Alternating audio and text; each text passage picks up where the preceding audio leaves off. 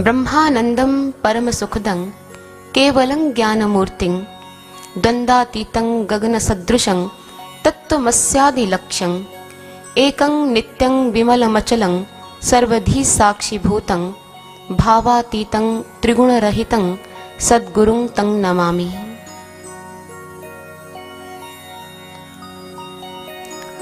उपस्थित भगवत प्रेमियों, महाप्राज्ञ के वंशज महर्षि वेदव्यास कृत श्रीमद् भागवत महापुराण के 12 स्कंद हैं। भागवत महापुराण के पंचम स्कंद के अंतर्गत महाराज मनु के दूसरे पुत्र प्रियव्रत के बारे में आता है। प्रियव्रत के वंश में ही ऋषभदेव जी हुए हैं, जिनके अनेकों पुत्र थे और उनमें से एक पुत्र का नाम भरत था। कुछ इतिहासकार यह मानते हैं कि जैनियों के प्रसिद्ध तीर्थंकर हुए हैं ऋषभदेव जी, जिनका दूसरा नाम भरत था।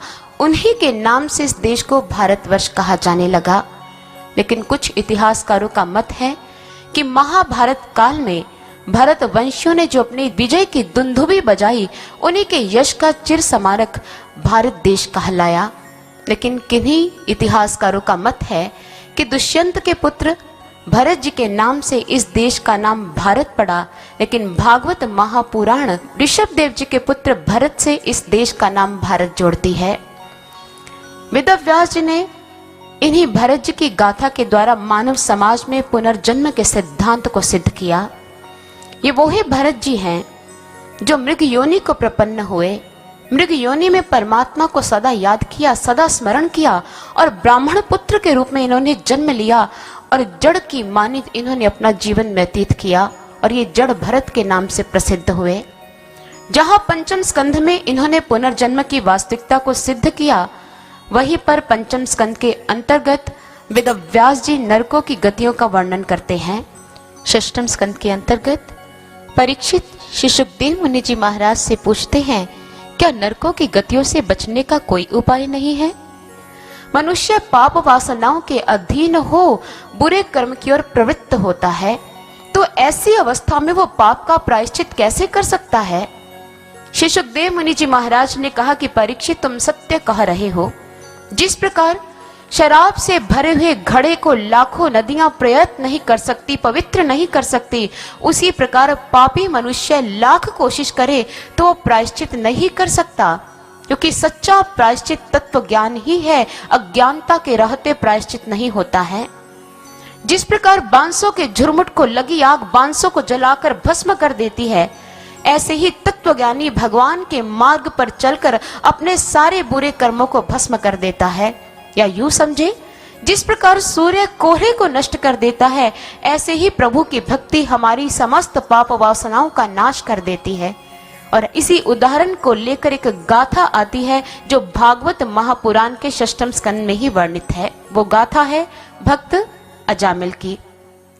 बीते समय की घटनाएं भले ही इतिहास की कब्र में दफन हो चुकी हो, लेकिन हमारे धार्मिक ग्रंथों में वो आज भी जीवित हैं। और वो गाथा भक्त अजामिल की है, जिसके बारे में श्री सुखदेव मुनि जी महाराज राजा परीक्षित को यह कहते हैं कि परीक्षित, अजामिल कन्नौज में निवास करता था। उसके पिता प्रमृष विद्वान ब्राह्मण, आध्यात्मिक ज्ञान से संपन्न तथा राज दरबार में उच्च पदवी पर सुशोभित थे। उन्होंने अजामिल को अच्छी शिक्षा दिलवाई। अजामिल का विवाह गुणवान कन्या के साथ कर दिया। अजामिल सुंदर गुणों का स्वामी था। शील, अप्रगल्भ, तैतिक्ष इत्यादि ये अजामिल में गुण पाए जाते थे।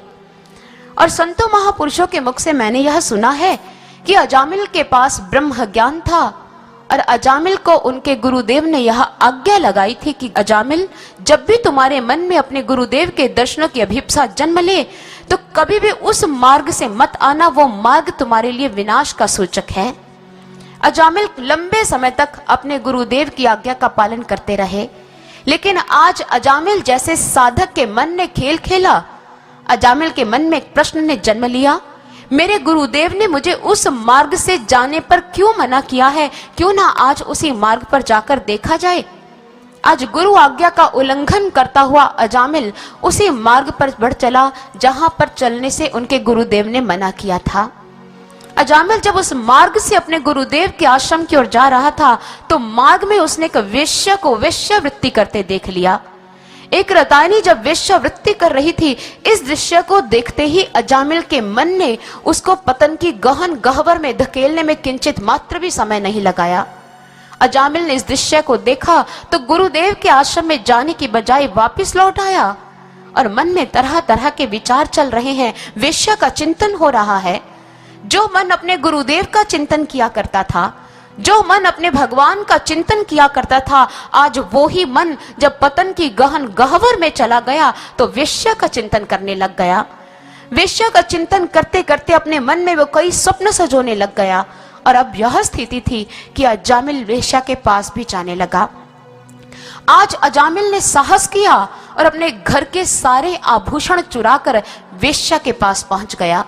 सज्जनों, यह अजामिल का साहस नहीं था, यह दुस्साहस था। साहस और दुस्साहस में बड़ा भारी अंतर है।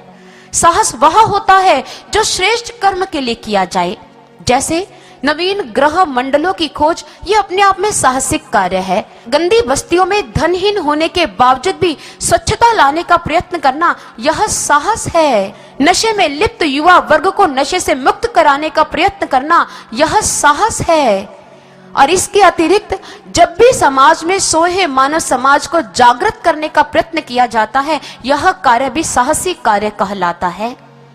लेकिन दुस्साहसी कार्य कौन से होते हैं? दुस्साहसी कार्य जैसे दुर्योधन के द्वारा द्वारिकाधीश को जब वो शांति दूत बनकर आए थे, उन्हें बंदी बनाने का प्रयत्न करना, यह दुस्साहसी कार्य था। कंस के द्वारा देवकी की संतानों की हत्या करनी, यह दुस्साहसी कार्य था। छोटी छोटी बालिकाओं की हत्या करनी, उनका अपहरण करना, डकैती डालनी, चोरी करनी, ये समस्त कार्य दुस्साहसी कार्य कहलाते हैं। और हमारा समाज आज दुस्साहस की चरम पराकाष्ठा को स्पर्श कर चुका है। सर्वत्र ऐसे ही दृश्य दिखाई दे रहे हैं। और ऐसा दुस्साहसी कार्य जब अजामिल ने किया और वेश्या के पास पहुंच गया, वेश्या को प्रसन्न कर लिया। अब नित्य प्रति वो वेश्या के पास जाने लगा, घर से धन का हरण करता और वेश्या की कामना को पूर्ण करता। अजामिल ने अपनी गुणवान पत्नी का परित्याग कर दिया और सारा समय वेश्या को देना शुरू कर दिया। अजामिल नित्य प्रति धन का जब हरण किया करता था, एक दिन अजामिल को कहीं से भी धन की प्राप्ति नहीं हुई तो अजामिल अपने पिताश्री के पास गए। अजामिल ने कहा, पिताश्री मुझे धन चाहिए। लेकिन पिताश्री ने धन देने से इनकार कर दिया, क्योंकि वो जानते थे अजामिल कुमार्ग पर बढ़ चला है। इसके जीवन में ध्यान साधना कोई महत्व नहीं रखती है। ना तो ये गुरुदेव के पास जाता है, ना ये ध्यान साधना करता है। और कुमार्ग पर बढ़ चले पुत्र को धन देना उन्होंने उचित नहीं समझा। अजामिल को जब यह लगा कि पिता तो धन नहीं देते, अब कोई और उपाय करना पड़ेगा। कंचन कामिनी के वशीभूत होकर अजामिल ने जब अपनी गुणवान पत्नी का परित्याग किया, धर्म के पथ का परित्याग किया, तो इधर पिता ने भी अजामिल को अपनी जायदाद से बहिष्कृत कर दिया। और इधर समाज ने जब यह देखा कि अजामिल कुमार्गगामी हो चुका है, बुरे मार्ग पर बढ़ता चला जा रहा है, तो अजामिल के इन कुकृत्यों को देखकर, उसको बुरे पथ पर आगे बढ़ते देखकर समाज के द्वारा भी अजामिल बहिष्कृत हो गया। जब एक जीव परम तत्व के ज्ञाता, प्रपंचातीत परम तत्व का परित्याग करता है, तो समझ लो समाज भी फिर उसका परित्याग कर देता है। और ऐसा ही अजामिल के साथ हुआ। अब अजामिल वेश्या के साथ अपना जीवन व्यतीत करने लगा। अजामिल आज इस मार्ग पर इतना बढ़ चुका था कि लोगों को यह लग रहा था कि अजामिल क्या सुमार्ग पर लौट भी पाएगा कि नहीं। ये प्रश्न उनके मन मस्तिष्क में कौंधता ही रहता था। समाज भले ही किसी मानव को इस प्रकार बहिष्कृत कर दे, समाज भले ही किसी ऐसे व्यक्ति के प्रति निष्ठुर हो जाए, भगवान फिर भी दया करता है। और अब अजामिल पर भगवान की कृपा वर्षित होने वाली थी। अजामिल को वेश्या के साथ रहते रहते कई दिन व्यतीत हो गए और अब अजामिल की कई संतानें भी हो गई। अजामिल चोरी करता, डकैती डालता, द्यूत क्रीड़ा करता और द्यूत क्रीड़ा में कपट से लोगों को पराजित करता और धन का अर्जन करता। आज अजामिल जब वन में किसी कार्य से गया हुआ था, इधर भगवान की कृपा क्या हुई कि आज उनके कस्बे में एक संतों की टोली आई। वो संत जो हमेशा प्रभु की मस्ती में मस्त रहते हैं। संतों की मस्ती तो होती ही अद्भुत है। जो बोले सो हरि कथा और वो संत प्रभु की मस्ती में गाते गुनगुनाते आ रहे थे। वो क्या गा रहे थे, आइए हम भी श्रवण करते हैं। राम बोलो श्याम बोलो, राम बोलो श्याम बोलो, राम बोलो श्याम बोलो, राम बोलो, राम बोलो श्याम बोलो, राम बोलो श्याम बोलो, राम बोलो श्याम बोलो, राम बोलो, राम बोलो श्याम बोलो, राम बोलो श्याम बोलो, राम बोलो श्याम बोलो, राम बोलो, हे राम बोलो श्याम बोलो, राम बोलो श्याम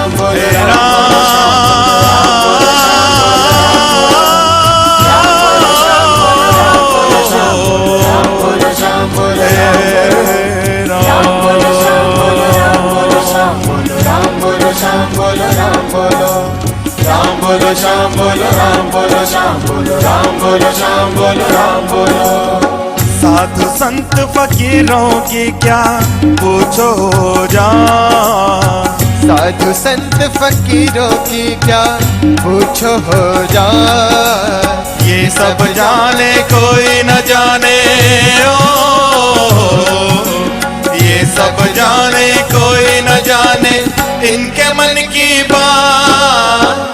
साधु संत फकीरों की क्या पूछो हो जा, साधु संत फकीरों की क्या पूछो जा, ये सब जाने कोई न जाने ओ, ये सब जाने कोई न जाने इनके मन की बात। साधु संत फकीरों की क्या पूछो जा, साधु संत फकीरों की क्या पूछो जा, राम बोलो श्याम बोलो, राम बोलो श्याम बोलो, राम बोलो श्याम बोलो, राम बोलो, राम बोलो श्याम बोलो, राम बोलो श्याम बोलो, राम बोलो श्याम बोलो, राम बोलो।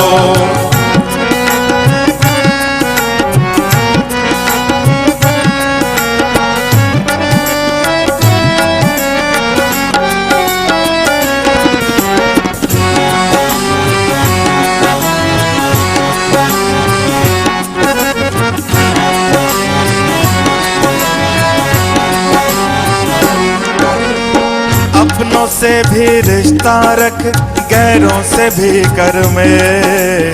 राम बोलो श्याम बोलो, राम बोलो श्याम बोलो, राम बोलो श्याम बोलो, राम हो अपनों से भी रिश्ता रख, गैरों से भी कर में। हो ये जीवन की बाजी है, तू सोच समझ कर खेल। जीत हमेशा सच की होगी ओ,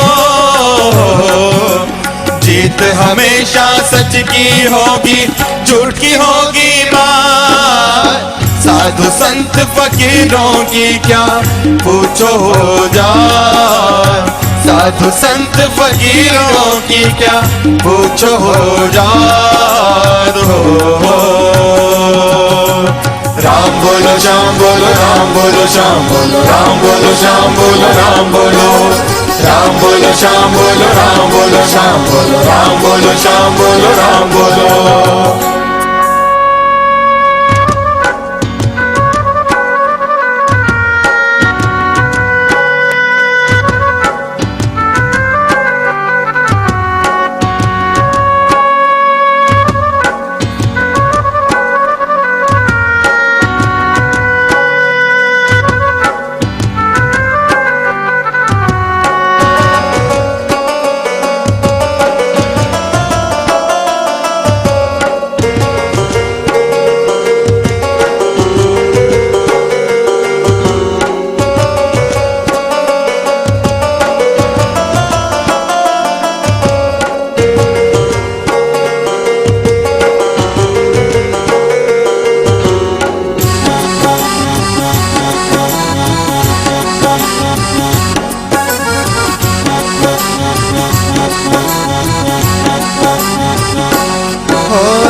रात कहीं पर हो जाए तो आए कहीं सवेरा।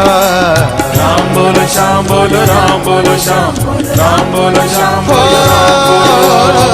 रात कहीं पर हो जाए तो आए कहीं सवेरा। एक जगह ना रहते अपना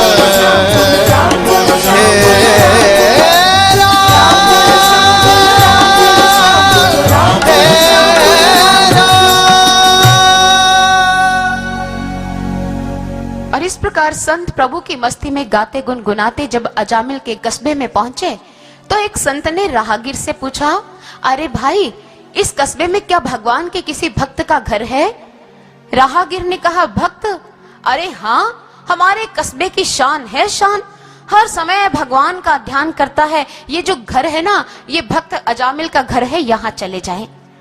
और जैसे संत उसके द्वार के समीप पहुंचे तो एक संत ने आवाज दी, भक्त अजामिल, भक्त अजामिल, देखो प्रभु के श्लथ दास तुम्हारे द्वार पर आए हैं, कुछ देर विश्राम करना चाहते हैं, इन संतों को अपने घर में आने की आज्ञा दो। फिर संतों ने कहा, भक्त अजामिल, भक्त अजामिल। अजामिल उस समय घर पर तो थे ही नहीं, लेकिन वेश्या ने जब यह शब्द सुना, भक्त अजामिल, वेश्या आश्चर्यचकित हो गई, हतप्रभ रह गई। मेरे पतिदेव के नाम के आगे भक्त शब्द, ऐसा कैसे हुआ? वेश्या जब घर से बाहर आई तो अपने घर के द्वार के सामने उन्होंने संतों को खड़े पाया। और वेश्या ने कहा कि आप? उन्होंने कहा, हाँ, हम बहुत लंबी यात्रा करके आए हैं, थोड़ी देर विश्राम करना चाहते हैं। वेश्या जब संतों को सामने देख रही थी, उनके मन में एक प्रश्न ने जन्म लिया कि मेरे द्वार पर परमात्मा के दास आए हैं, परमात्मा के संत आए हैं, ये परमात्मा की कृपा ही तो है। वेश्या उन्हें घर के भीतर लिवा गई। उन संतों को उन्होंने अपने हाथों से भोजन कराया। और जब वेश्या ने संतों को भोजन करा दिया तो संत कुछ देर विश्राम करने के लिए वहीं बैठ गए।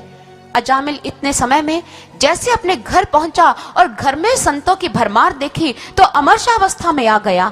अजामिल ने कहा, ये संत समाज मेरे घर में क्या कर रहा है? वेश्या ने कहा, आप धीरे बोलिए, प्रभु के थके मांदे दास हैं, विश्राम करना चाहते हैं, बस विश्राम करके चले जाएंगे, अभी अभी भोजन करके निवृत्त हुए हैं। अजामिल ने कहा, भोजन ग्रहण कर लिया है तो इनको बाहर निकालो। और ऐसा कहकर अजामिल जैसे संतों की ओर बढ़ने लगा, वेश्या ने फिर रोक लिया, नाथ आप ऐसा मत करे।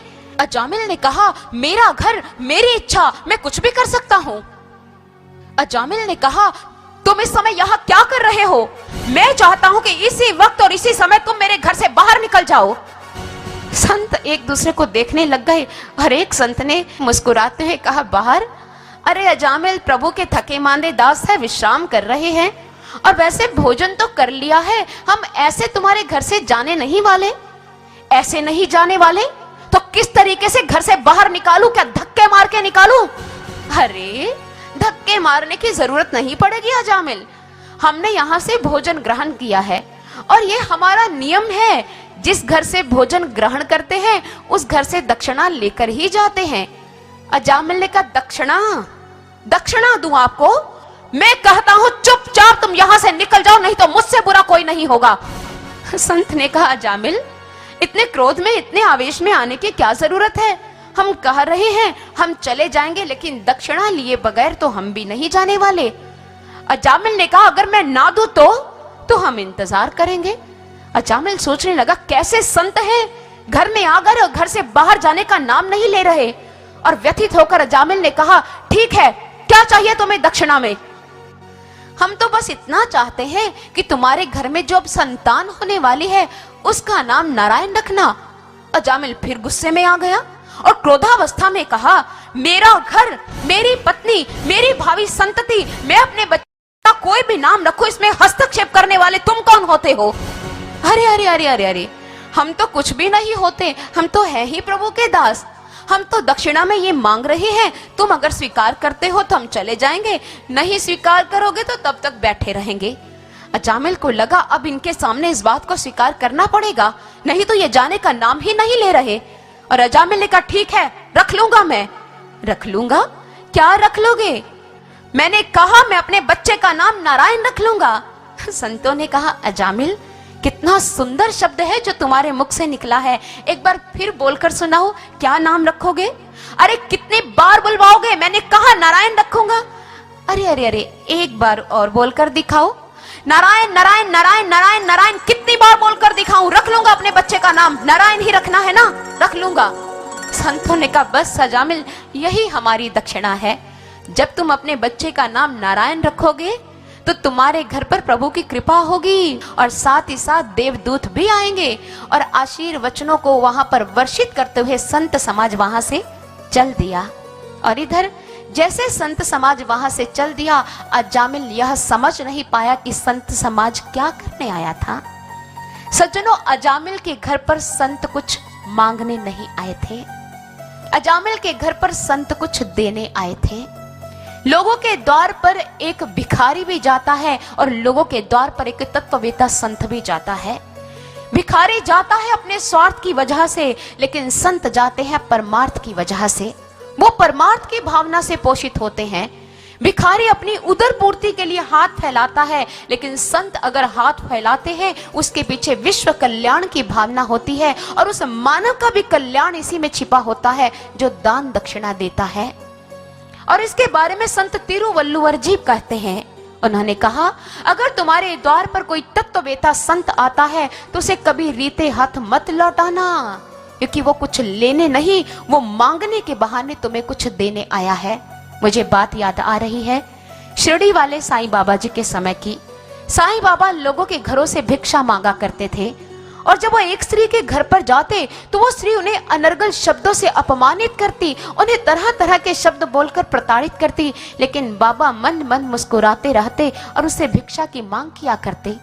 और उसके पश्चात बाबा जब दूसरी स्त्री के घर पर जाते तो वो स्त्री बाबा को जब दक्षिणा देती तो यह कहती कि बाबा, आपको जो चाहिए होता है आप मुझसे मांग लीजिए, लेकिन बाबा आप उस स्त्री के घर पर मत जाया करें, क्योंकि जब आप उसके घर जाते हैं नित्य प्रति वो आपको अपमानित करती है, अपशब्द कहती है और मेरा हृदय अत्यंत व्यथित हो जाता है। उसके मुख से निकले हुए वाक बाण मेरे हृदय का भेदन कर देते हैं। बाबा आप उसके द्वार पर मत जाया करें, आपको जो चाहिए होता है आप मुझसे बेझिझक बाबा मांग सकते हैं, मेरे पास जो कुछ है आपका ही तो दिया हुआ है। बाबा ने कहा, मैं उसके द्वार पर कुछ मांगने नहीं जाता बेटी, मैं तो उसके द्वार पर उसको कुछ देने जाता हूँ, लेकिन मुझे देना है तो मांगने के बहाने ही देना है। मैं तो इंतजार करता हूँ कब उसकी श्रद्धा रूपी झोली फैल जाए और उसमें मैं प्रभु की कृपा डाल दूं। मुझे उसका कल्याण करना है, इसलिए मैं उसके द्वार पर जाऊंगा, भले वो मुझे अपशब्द कहे, भले वो मुझे अपमानित करे। और ऐसे ही समर्थ गुरु रामदास जी, वो भी भिक्षा मांगा करते थे और शिवा जब यह देखते मेरे गुरुदेव भिक्षा मांगते हैं तो शिवा को यह अच्छा न लगता। शिवा ने कहा, गुरुदेव आप जब लोगों के द्वार पर भिक्षा मांगते हैं तो मुझे अच्छा नहीं लगता, मेरा सब कुछ तो आपका है, आप भिक्षा मत मांगा करें। समर्थ गुरु रामदास जी ने कहा, शिवा तुम्हें क्या लगता है मैं लोगों के द्वार पर मांगने जाता हूं तो क्या सो जरूरत के लिए? नहीं शिवा, मैं तो इन लोगों के कल्याण के लिए इनके द्वार पर जाता हूँ और मैं तो मांगने तुम्हारे द्वार पर भी आऊंगा। और समर्थ गुरु रामदास जी ने शिवा के ऐसे बोलने के बावजूद भी भिक्षा मांगनी नहीं छोड़ी। और एक दिन हमारे समर्थ गुरु रामदास जी पहुंच गए शिवा के द्वार पर और भिक्षाम देही की अलख जगा दी। शिवा ने जब अपने गुरुदेव का यह स्वर सुना कि गुरुदेव आज मेरे द्वार पर एक भिक्षुक के रूप में, शिवा के नेत्र नम हो गए और बाहर आकर उन्होंने गुरुदेव को प्रणाम तो किया ही, अपना मुकुट उतारकर अपने गुरुदेव के भिक्षा पात्र में डाल दिया। गुरुदेव, मेरा सारा राज्य आपका हुआ, गुरुदेव भिक्षा मत मांगा करे, मुझे अच्छा नहीं लगता है। समर्थ गुरु रामदास जी ने कहा, शिवा, आज जानते हो तुमने क्या किया? तुमने आज सारा राज्य मेरी झोली में डाल दिया है। अगर मैं इस राज्य का स्वामी हूं तो स्वामी की आज्ञा का पालन करोगे? शिवा ने कहा, गुरुदेव आप आज्ञा तो करें। समर्थ गुरु रामदास जी ने कहा, शिवा, ये मेरी आज्ञा है कि तुम मेरे राज्य का संचालन कार्य करो। धर्म के पथ पर चलना है और धर्म के मार्ग पर चलते हुए अपनी प्रजा का कल्याण भी करना है। शिवा को इस प्रकार गुरुदेव ने उसका राज्य भी वापस लौटा दिया। और उस समय समर्थ गुरु रामदास जी ने कहा, शिवा, तू मेरे मांगने का अनुचित अर्थ लगाता है। मैं इन लोगों का कल्याण करने के लिए इनके द्वार पर जाता हूँ। मेरा तो जीवन ही इस प्रकार है, मैं कल्याण करने के लिए आया हूँ। क्या कल्याण करना छोड़ दूं? क्या इन लोगों की भलाई करना छोड़ दूं? शिवा, मैं अपने कर्तव्य कर्म से च्युत नहीं हो सकता। मैं अपने कर्तव्य कर्म को पूर्ण करने के लिए ही आया हूँ और मुझे भिक्षा मांगने से रोको मत। और सचमुच कहते हैं कि संतों की निगाहों में अजब तकसीर होती है। निगाहें लुत्फ से देखते हैं तो खाक अक्सीर होती है। संत तो अपनी कृपा दृष्टि के द्वारा ही लोगों को माला माल कर देते हैं। दुनिया उनकी महानता को कब समझ पाई? इसलिए कहते तरुवर सरोवर संत जन, चौथे बरसे मेघ परमारथ के कारणे चारों धारे देहे। चाहे तरुवर है, चाहे सरोवर है, और चाहे बादल है, चाहे संत हैं, ये चारों परमार्थ के लिए ही जिया करते हैं। और आज यही भावना उन संतों के भीतर थी जो अजामिल के द्वार पर पहुंचे थे। वो अजामिल के कल्याण का मार्ग खोलने आए थे। उन्होंने अजामिल के मुख से नारायण शब्द का उच्चारण इतनी बार करवाया कि अजामिल के कल्याण का मार्ग खुल गया। अजामिल के घर जब संतान ने जन्म लिया तो अजामिल ने उसका नाम नारायण रखा। और उस समय उसे अपने पुत्र से इतना प्रेम हुआ, इतनी आसक्ति हुई, हर समय अपने पुत्र को पुकारता, नारायण नारायण तुम कहाँ हो? चलो नारायण भोजन करे, चलो नारायण भ्रमण करने के लिए चले, चलो नारायण वहां चले, चलो नारायण वहां चले। और प्रत्येक कार्य में वो नारायण नारायण का उच्चारण ताउम्र करता रहा। आज अजामिल का अंत समय अत्यंत समीप था और अजामिल ने अपने समक्ष भयानक आकृतियों को देखा। यमदूतों के हाथ में बड़ी बड़ी लोहे की जंजीरें, उनके बड़े बड़े बाल, रक्त रंजित आंखें थी और उनका क्रोध से चेहरा तिलमिला रहा था। और उन जंजीरों से वो अजामिल को बांधकर अपने साथ ले जाने के लिए आए थे। अजामिल ने जब इन भयानक आकृतियों को देखा तो चित्कार किया, नारायण मेरी रक्षा करो, नारायण मेरी रक्षा करो। जब वो बार बार नारायण नारायण कर रहे थे, उस समय क्या हुआ? भगवान के देवदूत वहां पर प्रकट हो गए और देवदूतों ने यमदूतों से कहा, तुम इसे नहीं ले जा सकते। यमदूतों ने कहा, नहीं, यमाचार्य ने हमें भेजा है और हम इसको ले जाने के लिए ही आए हैं। देवदूतों ने कहा, ये भगवान का भक्त है और तुम भगवान के भक्त को अपने साथ नहीं ले जा सकते। और यमदूतों ने कहा, क्या धर्माचार्य की आज्ञा का आज उल्लंघन होगा? देवदूत ने कहा, अगर तुम सचमुच ही धर्माचार्य के दूत हो तो पहले धर्म का तत्व समझाओ और यह बताओ, क्या सारे पापाचारी दंडनीय होते हैं? हमें इन प्रश्नों का जवाब दो। और धर्माचार्य के दूतों ने कहा कि वेदों ने जिन कर्मों का विधान करने को कहा है वो धर्म है और जिन कर्मों का निषेध किया है वो अधर्म है और सारे पापाचारी दंडनीय ही होते हैं। ये अजामिल पहले सही मार्ग पर चल रहा था, धर्म के पथ पर चलता हुआ ये सुंदर कर्म कर रहा था, लेकिन बाद में ये अमिद्धता और अपवित्रता का शिकार हो गया। पापमयी जीवन व्यतीत करते हुए इसने कितने बुरे कर्म किए, कितने लोगों का कत्ल किया, चोरी की, डकैती की, और ये पाप कर्मों की गठरी का बोझ ये अजामिल के सिर पर चढ़ चुका था और इसलिए हम अजामिल को लेने के लिए आए हैं। और यह बात सुनते ही देवदूतों ने कहा, हमें आप यह बताइए, अगर ईंधन अग्नि का स्पर्श कर ले तो क्या बच सकता है? नहीं, वो तो भस्म हो जाएगा। इसी प्रकार अजामिल ने भगवान को पुकारा है। भगवान का नाम तो उस अग्नि की मानिंद है जो पाप कर्मों के ईंधन को जलाकर भस्म कर देता है। इसके सारे पाप कर्म छट चुके हैं, ये भगवान का भक्त हो चुका है और भगवान के भक्तों को ले जाने का अधिकार तुम्हें नहीं है, तुम इसे नहीं ले जा सकते।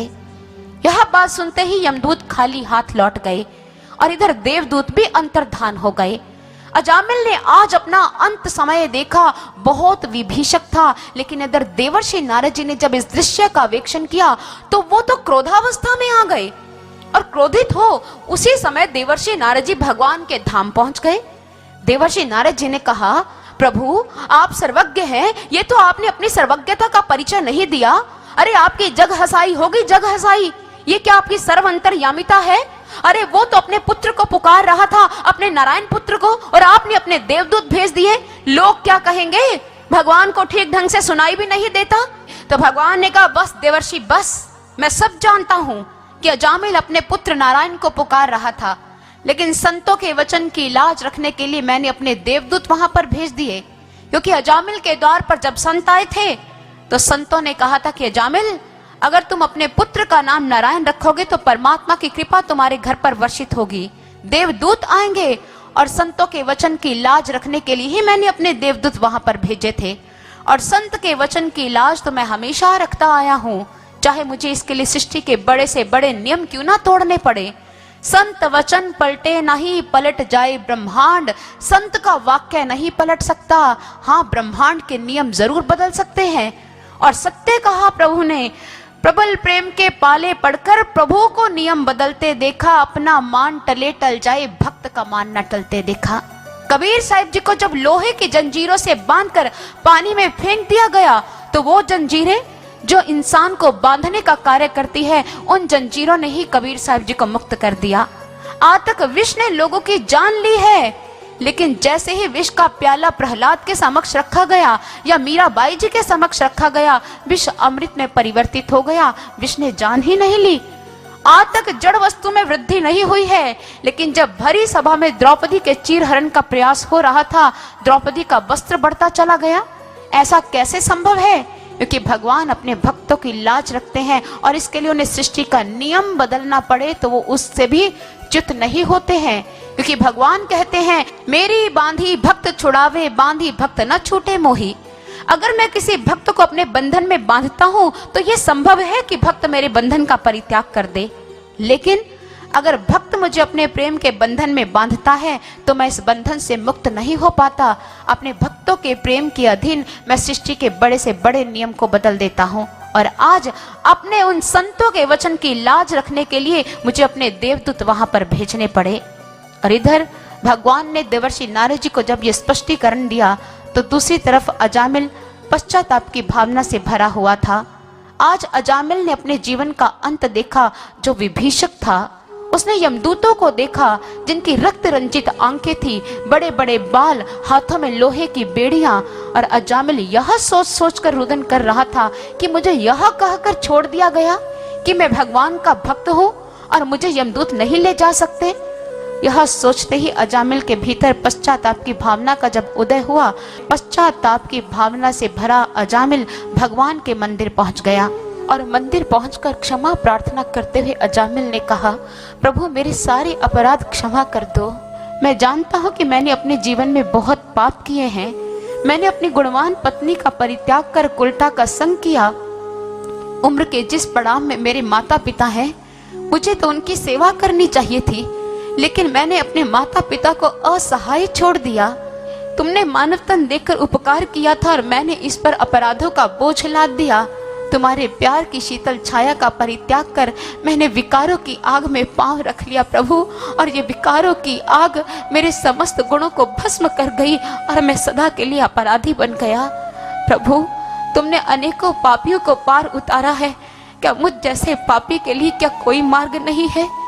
तू सेतु विहीन सागर पर सेतु बना सकता है, क्या इस पापमय अजामिल के लिए कोई मार्ग नहीं है जिस पर चलकर वो फिर से पवित्र हो सके? मेरी चादर मैली हो गई है, मैली चादर ओढ़कर मैं तुम्हारे द्वार पर नहीं आ सकता। सारे संत तुम्हारे श्री चरणों का आश्रय ग्रहण करते हैं। कितने पापियों को तूने पार उतारा है, कितने असुरों का उद्धार किया है। आज अपने अजामिल का उद्धार कर इसके अक्षम्य अपराध क्षमा कर दे प्रभु। दुनिया में ऐसा और कोई घाट नहीं है जो मेरे अपराधों के लिए मुझे क्षमा दान दे पाए, मात्र तुम्हारा ही तो द्वार है। तू करुणा वरुणालय कहलाता है, क्या मेरे अपराध क्षमा नहीं करेगा? और आज क्षमा की भावना से पूरित अजामिल भगवान से क्षमा की गुहार कर रहा है और इधर भगवान के समक्ष अजामिल जो क्षमा याचना कर रहा है। इन भावों को आइए भजन के द्वारा श्रवण करते हैं। क्षमा करो तुम मेरे प्रभु जी, अब तक के सारे अपराध धो डालो तन की चादर को, धो डालो तन की चादर को, लगे हैं उसमें जो भी दाग। क्षमा करो तुम मेरे प्रभु जी, अब तक के सारे अपराध क्षमा करो।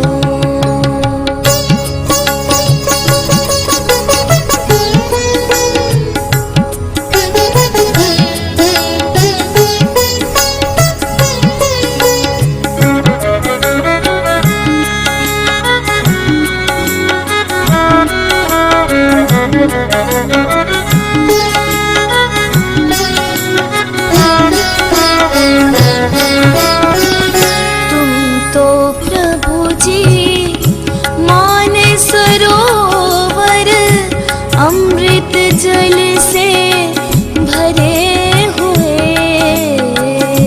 तुम तो प्रभु जी मान सरोवर अमृत जल से भरे हुए।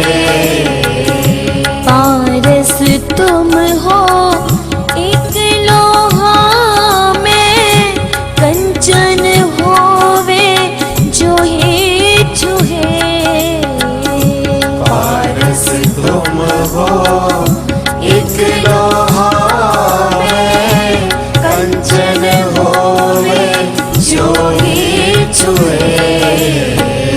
तज के जग की सारी माया, तज के जग की सारी माया, तुमसे कर लूं मैं अनुराग।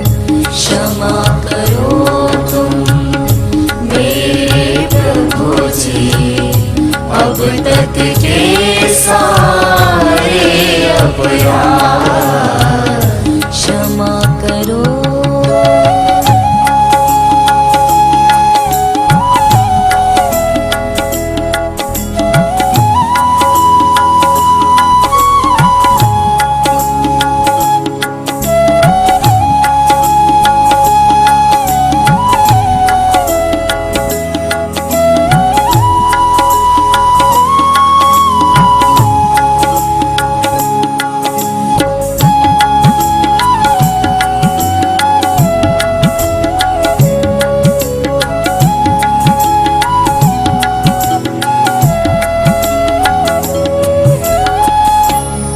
सुंदर तन की रचना कर तुमने जो उपकार किया।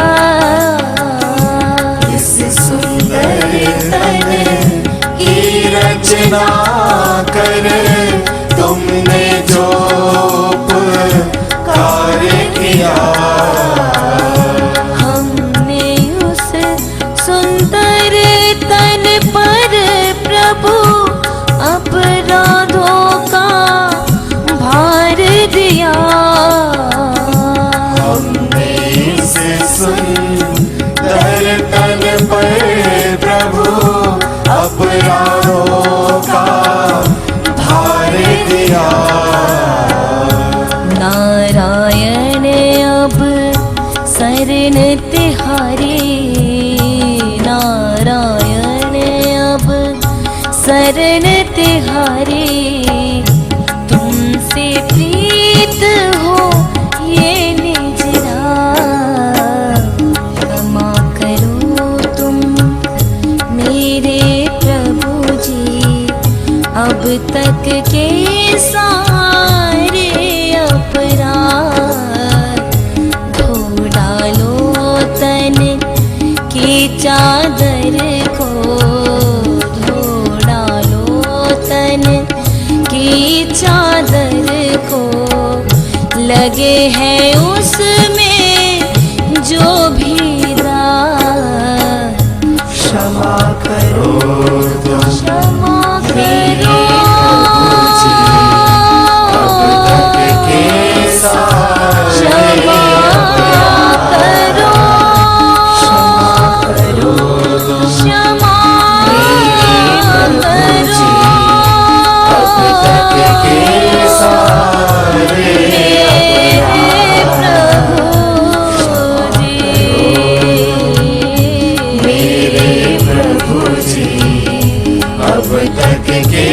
सारे अपराध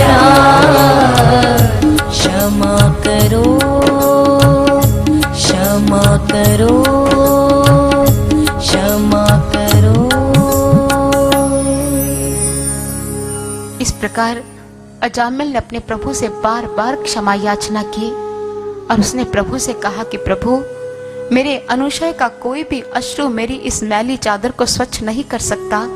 अब तुम्हारी करुणा के मेघ का सहारा है प्रभु, तू ही मेरी मैली चादर स्वच्छ कर सकता है, ताकि मैं तुम्हारे दरबार में आकर तुम्हें मुख दिखाने योग्य बन पाऊं। भटका हुआ जीवन भी एक शाप होता है, हर श्वास में चल रहा पश्चाताप होता है। करूं क्यों ना फरियाद तेरे दर पर आकर, धब्बों भरा आंचल भी जहां साफ होता है, जहां बरसती है करुणा की बूंदें मेघ बनकर, फिर गुनाहों का नहीं हिसाब किताब होता है। तो फिर प्रभु, आज मेरे गुनाह क्यों देखे जा रहे हैं? तेरे दरबार में जब करुणा की वर्षा होती है तो अपराध नहीं देखे जाते। तुम्हारी करुणा की वर्षा में प्रत्येक व्यक्ति लबालब भीगता है। आज ये अवसर, आज ये सौभाग्य अपने भक्त, अपने इस अजामिल को भी दे प्रभु, इस अजामिल को भी दे। पश्चाताप करते करते अजामिल के अंदर तीव्र वैराग्य जागृत हुआ और उसका चित्त शुद्ध हो गया। प्रसादे सर्व दुखानां हानि रस्योपजायते, प्रसन्न चेतसो हि आशु बुद्धि पर्यावतिष्ठते। प्रसन्न चित्त होने पर सारे दुखों का नाश हो गया। प्रसादे सर्व दुखानां, इसका भाव क्या है? सारे दुख छट गए, सारी जो मन में कालिमा थी वो धुल गई और प्रभु के नाम का स्मरण हो आया। अजामिल ने प्रभु के मंदिर में प्रभु को प्रणाम कर फिर ध्यान साधना में बैठ गया। ध्यान साधना में उसने अपने समक्ष देवदूतों को पाया और यह प्रेरणा प्राप्त कर वो गंगा नदी के किनारे पहुंचा।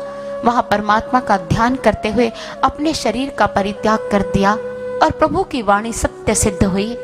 प्रभु कहा करते हैं, अपि चेत्सु दुराचारो भजते माम अनन्य भाग, साधुरेव स मंतव्य सम्यक व्यवस्थितो हि स, क्षिप्रम भवति धर्मात्मा शश्वत शांति निर्गच्छति, कौन्तेय प्रतिजानीहि न मे भक्तः प्रणश्यति। हे कौन्तेय, अगर कोई दुराचारी मेरा भजन करता है तो उस समय मेरा भजन उसके ऊपर प्रभाव डालता है और उसका दुराचार समाप्त हो जाता है। वो शीघ्र ही धर्मात्मा बन जाता है और धर्मात्मा भक्त मुझे प्रिय है। इसलिए अगर कोई दुराचारी भजन करता है तो उस पर संशय मत करना, क्योंकि उसके धर्मात्मा बनने की संभावना पूर्ण है। और आज प्रभु ने ये सत्य भी सिद्ध कर दिखाया।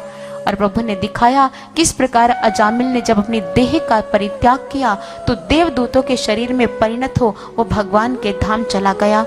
अजामिल इस प्रकार मोक्ष को प्राप्त हुआ।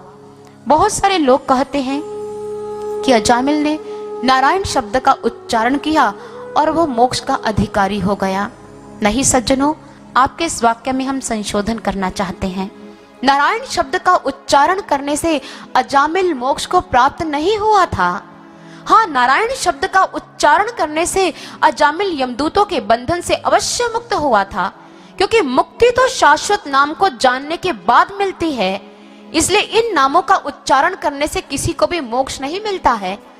अगर हम यह सोचते हैं कि हम राम राम करें, राधे श्याम करते या हरि हरि करते या राम राम करते या शिव शिव करते हमारा पार उतारा हो जाएगा, हमें मोक्ष का मार्ग मिल जाएगा, तो नहीं सज्जनों, इस भ्रांति में अपना जीवन मत व्यतीत करना।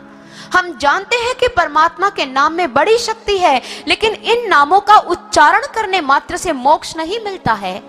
विवेक चूड़ामणि के अंतर्गत शंकराचार्य जी हमें क्या समझाते हैं? शंकराचार्य जी कहते हैं, न गच्छति बिना पानं व्याधिरोषध शब्दतः बिना परोक्षानुभवं ब्रह्म शब्देन मुच्यते।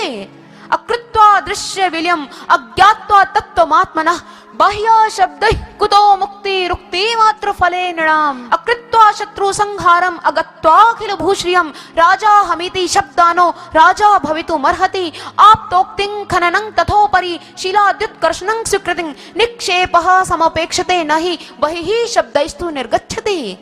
भगवान शंकराचार्य जी कहते हैं, न गच्छति बिना पानं व्याधिरोषध शब्दतः, अर्थात जिस प्रकार दवाई का मात्र उच्चारण करने से और उसका सेवन न करने से मानव रोग से मुक्त नहीं होता है, और उसी प्रकार मात्र परमात्मा के नाम का उच्चारण करने से आपको मोक्ष कैसे मिल सकता है। बिना दृश्य प्रपंच का विलय किए और बिना तत्व ज्ञान को प्राप्त किए अगर तुम सोचते हो कि तुम्हें मोक्ष मिल जाएगा तो यह भ्रांति है। आप इस भ्रांति का परित्याग कर दीजिए।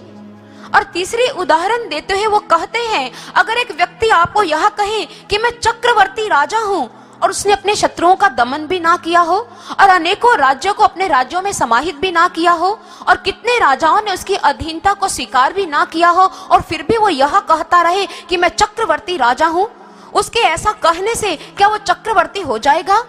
सज्जनों, जिस प्रकार कहने मात्र से वो व्यक्ति चक्रवर्ती राजा नहीं हो सकता, उसी प्रकार परमात्मा के नाम का बाह्य उच्चारण करने मात्र से तुम्हें मोक्ष का मार्ग कैसे मिल सकता है। जिस प्रकार एक व्यक्ति है, अगर उसे यह पता चल जाए कि जमीन के नीचे धन है, खजाना है, और अगर वो व्यक्ति यह सोच ले कि जमीन के नीचे खजाना है और यह कह दे कि मैं बहुत बड़े खजाने का मालिक हूँ और मेरे पास अथाह संपदा है, लेकिन उसने कभी जमीन की खुदाई करवाकर उस खजाने को ना देखा हो ना प्राप्त किया हो, तो उसके कहने मात्र से क्या हो जाएगा? सबसे पहले उसे उस पुरुष के कथन पर विश्वास करना होगा जो उसे यह बताता है कि इसके नीचे खजाना है, और फिर उसे कर्म करना पड़ेगा, खुदाई करवानी पड़ेगी, उस संपदा को वैधानिक तरीके से अपनी बनाना पड़ेगा, और उसके पश्चात फिर अगर वो कहता है कि मैं इस संपदा का मालिक हूं तो वो उसका मालिक कहला सकता है। लेकिन अगर बिना खुदाई करवाए उस संपदा को अपने पास रखे बिना अगर वो कह दे कि मैं इतने धन का स्वामी हूं, तो कहने से क्या हो जाएगा? वो इतने धन का स्वामी नहीं बन जाएगा।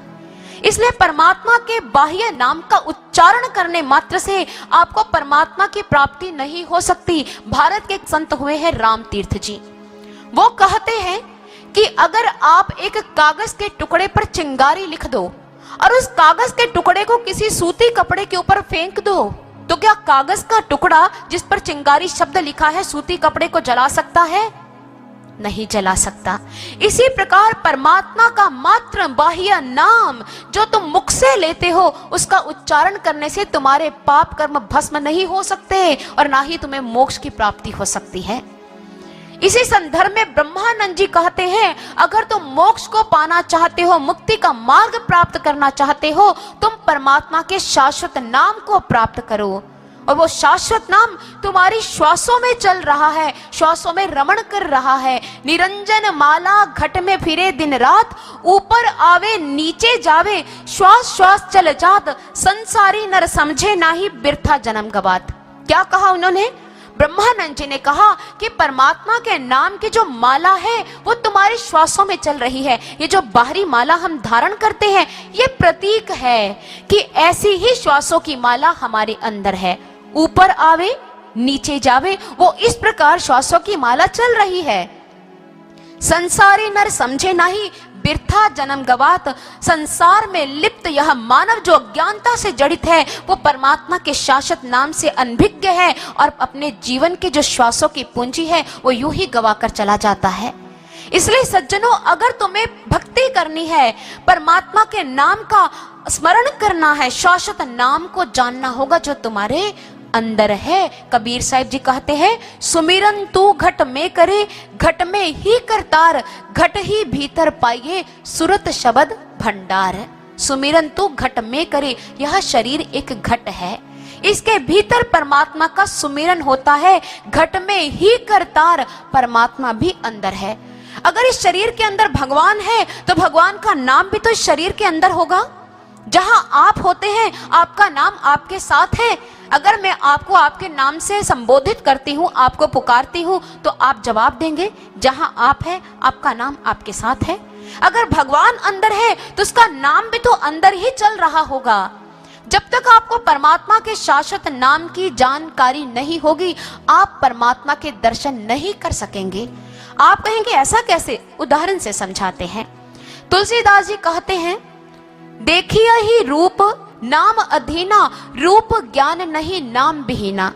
रूप विशेष नाम बिनु जाने, करतल गत न पर ही पहचाने। सुमरिय नाम रूप बिनु देखे, आवत हृदय स्नेह विशेषे।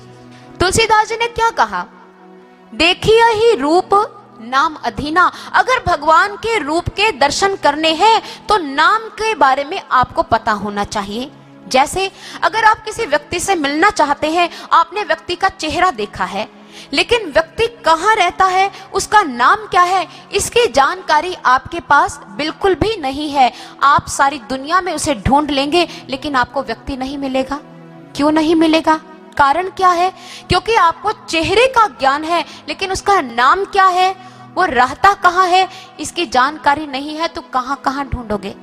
लेकिन अगर आपके पास उस व्यक्ति का नाम है, घर का पता है, तो आप उस नाम के आधार पर, उस एड्रेस के आधार पर व्यक्ति के घर पहुंच जाते हैं। आप डोरबेल जो है उसे बजाते हैं, अंदर से कोई द्वार खोलता है, आप पूछते हो कि ये सज्जन घर में है। वो सज्जन कहेंगे कि मैं ही हूं। आप उस व्यक्ति को देख लेते हैं। इसी प्रकार अगर नाम है तो आपने व्यक्ति के दर्शन कर लिए। अगर तुम्हें परमात्मा के शाश्वत नाम की जानकारी होगी तो शाश्वत नाम के द्वारा अगर तुम प्रभु को पुकारोगे तो तुम्हें प्रभु के दर्शन हो जाएंगे। अगर नाम नहीं है, जानकारी नहीं है, तो दर्शन कैसे होंगे? आप मान लो कहीं जा रहे हैं, आपने उन्हें आवाज दी, अरे महेंद्र जी सुनना। किसी ने मुड़कर देखा नहीं, वो व्यक्ति आगे जा रहे हैं। आप कह रहे महेंद्र जी सुनना, मैं आपको पुकार रहा हूं। व्यक्ति ने फिर भी मुड़कर नहीं देखा। आपने कहा, अरे महेंद्र जी मैं आपसे बात करना चाहता हूं, लेकिन वो व्यक्ति मुड़कर देख नहीं रहे। जानते हो क्यों? क्योंकि उनका नाम महेंद्र है ही नहीं, उनका नाम तो कुछ और है। उनका नाम क्या है? मनमोहन दास। और अगर आप कहते हैं मनमोहन दास जी सुनिए, मैं आपसे बात करना चाहता हूं, वो व्यक्ति मुड़कर देखेगा। अब क्यों मुड़कर देख लिया? क्योंकि आपने उनके सही नाम से उनको पुकारा, मनमोहन दास, तो मनमोहन दास जी ने मुड़कर देखना ही था। जब तक सही नाम की जानकारी नहीं थी तो साधारण व्यक्ति ने भी मुड़कर नहीं देखा था। इसी प्रकार अगर भगवान के शाश्वत नाम की जानकारी नहीं है तो भगवान के शाश्वत स्वरूप को घट में कैसे देखोगे? द्रौपदी ने भगवान को पुकारा जब भरी सभा में उसके जीवन पर संकट आया। द्रौपदी ने पुकारा, भगवान वहां पर प्रकट हो गए और भगवान ने उनकी रक्षा भी की। हम भी भगवान को पुकारते हैं, हम भी भगवान के अनेकों नामों से उनको संबोधित करते हैं। राम राम, घनश्याम घनश्याम, माखन चोर, मटकी फोड़, जय श्री हरि, कितना गुणगान करते हैं। क्या कभी भगवान हमारे प्रकट हुए? क्यों नहीं प्रकट हुए? क्योंकि ये भगवान के गुणवाचक नाम है जो हम लोगों ने ही रखे हैं। हम कहते हैं राम, राम का अर्थ क्या है? रमण करने वाली शक्ति। रमन्ति योगिनो यस्मिन् श्री रामः, जिसमें योगी जन विहार करते हैं उन्हें राम कहा जाता है। राम यह शब्द जो है उनके गुण को परिभाषित कर रहा है, उनका शाश्वत नाम राम नहीं है। हम कहते हैं कृष्ण, कृष्ण का अर्थ क्या है? काला, काला रंग है, ये गुण है, उनका शाश्वत नाम नहीं है। जैसे हमारा बालक बहुत शरारती हो, बड़ा चंचल हो, आप कहते हो नटखट बालक, नटखट उसका नाम नहीं है, नटखट बालक का नाम कुछ और है। कोई महिला जा रही हो, हम कहते हैं सुंदर स्त्री जा रही है, सुंदर स्त्री उसका नाम नहीं है, ये उसका गुण है, उसकी विशेषता है, उसका नाम तो कुछ और होगा। हमने मटकी फोड़ तब कहा जब उन्होंने मटकियां फोड़ी, हमने माखन चोर तब कहा जब प्रभु ने लीला करते हुए माखन को चुराया। लेकिन भगवान का शाश्वत नाम क्या है? भगवान का नाम सज्जनों शब्दों में नहीं आता है। महाभारत में लिखा है, यानी नामानी गौणानी हुपचारात परात्मनि।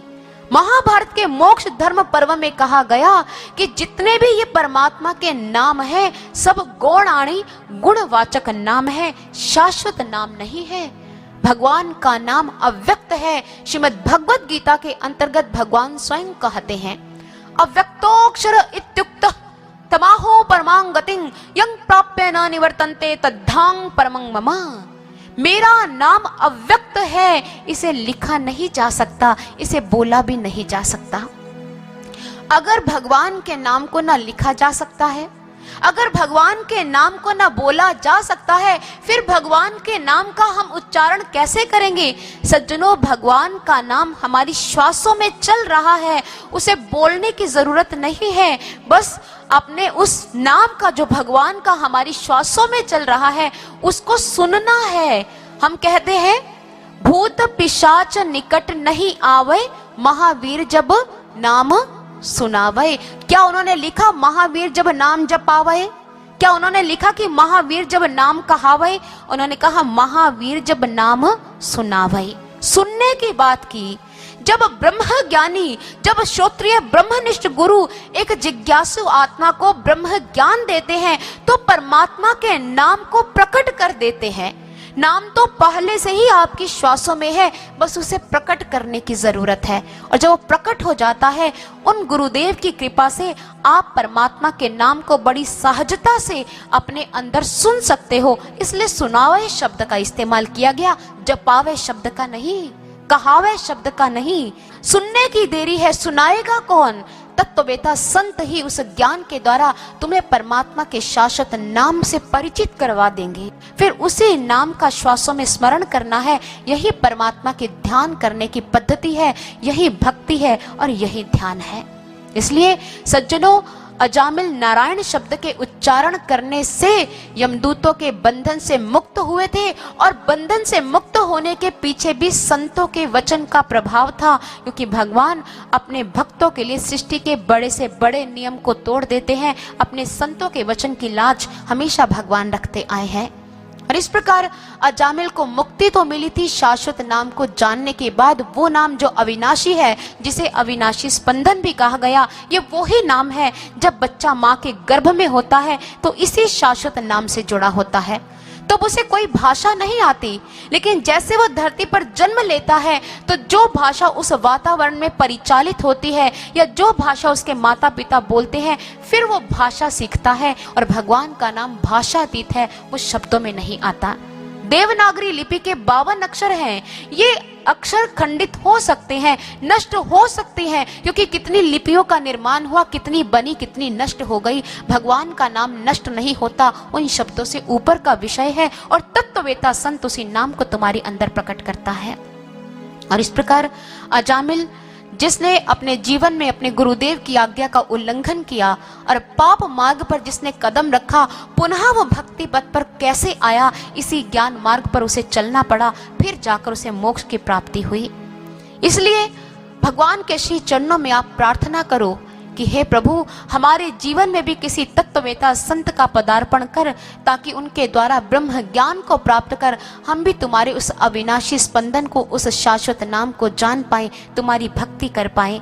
और जिन लोगों के जीवन में श्रोत्रिय ब्रह्मनिष्ठ गुरुदेव आ चुके हैं, अजामिल का प्रसंग उन लोगों को यह शिक्षा देता है कि अगर तुम्हें श्रोत्रिय ब्रह्मनिष्ठ गुरुदेव मिल चुके हैं तो ऐसे गुरुदेव की आज्ञा का उल्लंघन कभी मत करना, क्योंकि गुरु जब किसी पर आज्ञा लगाते हैं तो उसके पीछे शिष्य के कल्याण की भावना ही छिपी होती है।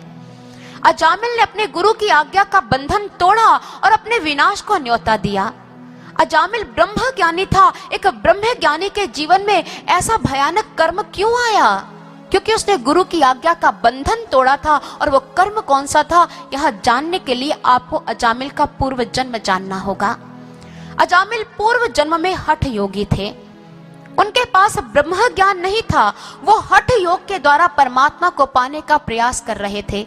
अतः शीत में जब वो तप कर रहे थे, हठ योग कर रहे थे, और अत्यंत शीत को सहन न करने की वजह से अजामिल का शरीर जड़ता को प्राप्त हो गया। एक ऋषि कन्या ने जब यह देखा, ये हठ योगी परमात्मा को पाने का प्रयास कर रहा है, इसके पास सही मार्ग नहीं है, ऋषि कन्या का हृदय द्रवित हो गया।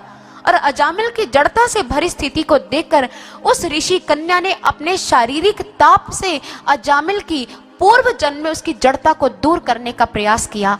और जब अजामिल शीत से मुक्त हुआ और उस ऋषि कन्या के ताप से जब उसकी चेतना वापस लौट आई तो उसने अपने अत्यंत समीप ऋषि कन्या को देखा तो क्रोधावस्था में आ गया और क्रोधावस्था में आकर उसने कहा, अरे पिशाचनी, तुमने मेरी तपस्या में विघ्न डाला है। क्या तुम नहीं जानती मैं परमात्मा को पाने का प्रयास कर रहा था? अगर तुझे ऐसे कुकृत्य पसंद है तो मैं तुझे शाप देता हूँ कि अगले जन्म में तू वेश्या बनेगी। ऋषि कन्या इस बात को सुनकर अत्यंत व्याकुल हो गई। अरे ये क्या, मैंने तो तुम्हारे भले के लिए ऐसा कर्म किया था, लेकिन अगर तुम्हारा शाप ये अगले जन्म में फलित होगा तो हे हठ योगी, मेरी बात को तुम भी ध्यान से सुनो। मैं भी तुम्हें शाप देती हूँ कि अगर अगले जन्म में मैं वेश्या बनूंगी तो तू मेरे पीछे पीछे चक्कर काटेगा और मेरा गुलाम होकर रह जाएगा। अजामिल के जो गुरु थे वो आध्यात्मिक जगत के गुरु थे, वो सब कुछ जानते थे कि अजामिल श्रापित है, इसे शाप मिला हुआ है, कहीं ये कुमार्ग पर न चला जाए। इसलिए गुरुदेव ने आज्ञा लगाई थी कि अजामिल इस मार्ग से मत आना। गुरु की आज्ञा तो अजामिल का सुरक्षा कवच थी। गुरु की आज्ञा तो नदी के दो किनारों की मानिंद होती है। नदी अगर किनारों में बहती है तो जीवन के लिए कल्याणकारी है, मानव समाज का कल्याण करती है, लेकिन अगर दोनों किनारे तोड़कर, सारे तटबंध तोड़कर निकल जाए तो यह विनाश की हेतु हो जाती है।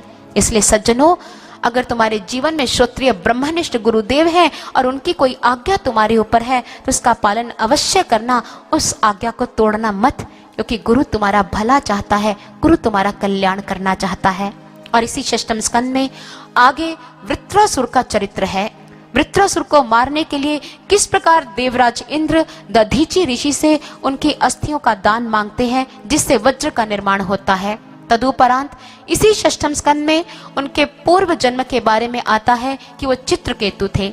चित्रकेतु को देवर्षि नारद जी का उपदेश, चित्रकेतु को वैराग्य हो जाना और फिर चित्रकेतु को पार्वती जी का शाप मिलना। तदुपरांत इसी षष्ठम स्कंद में दीति और अदिति की संतानों का वर्णन है। पुंसवन वत की वृद्धि के साथ यह षष्ठम स्कंद संपन्न होता है।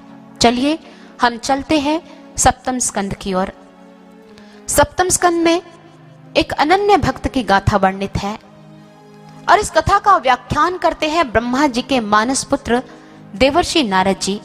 और देवर्षि नारद जी को भक्त प्रहलाद की गाथा धर्मराज युधिष्ठिर जी को उस समय सुनानी पड़ी जब धर्मराज युधिष्ठिर जी राजसूय यज्ञ संपन्न कर रहे थे।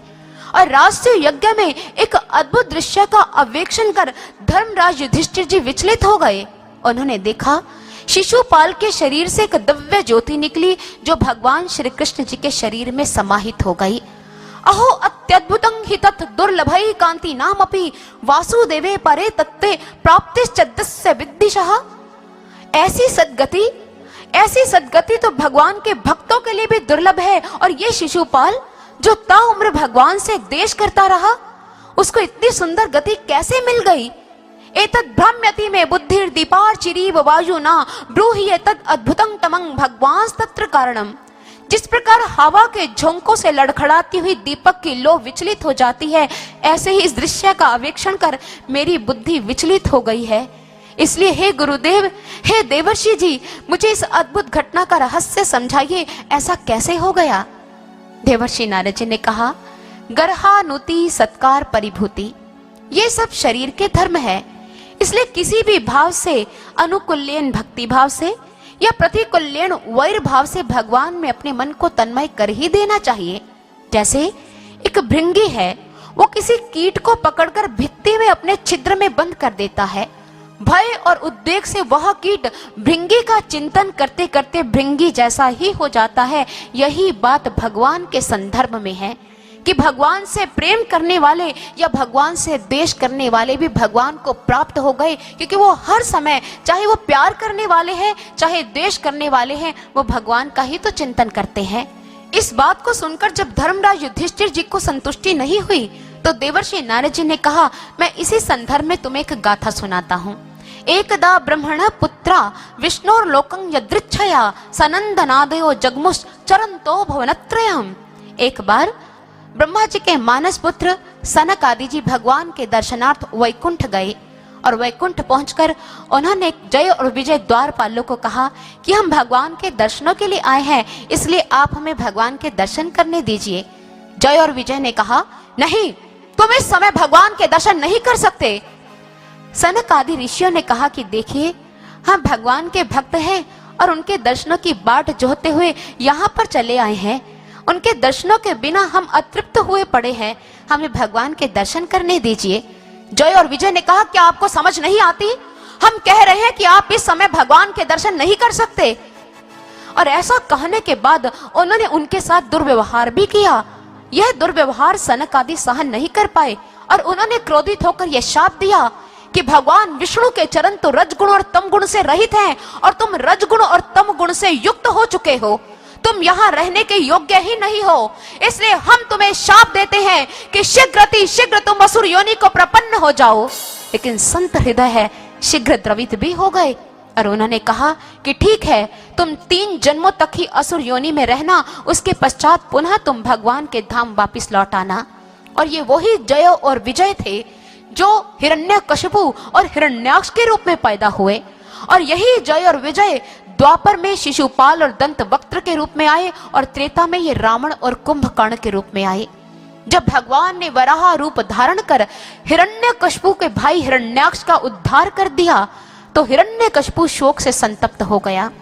शोक से संतप्त परिवार को तो उसने सांत्वना दे दी कि जिसका जन्म हुआ है उसकी मृत्यु अवश्य होगी, लेकिन खुद के भीतर धधक रही आग को वो शांत नहीं कर पाया।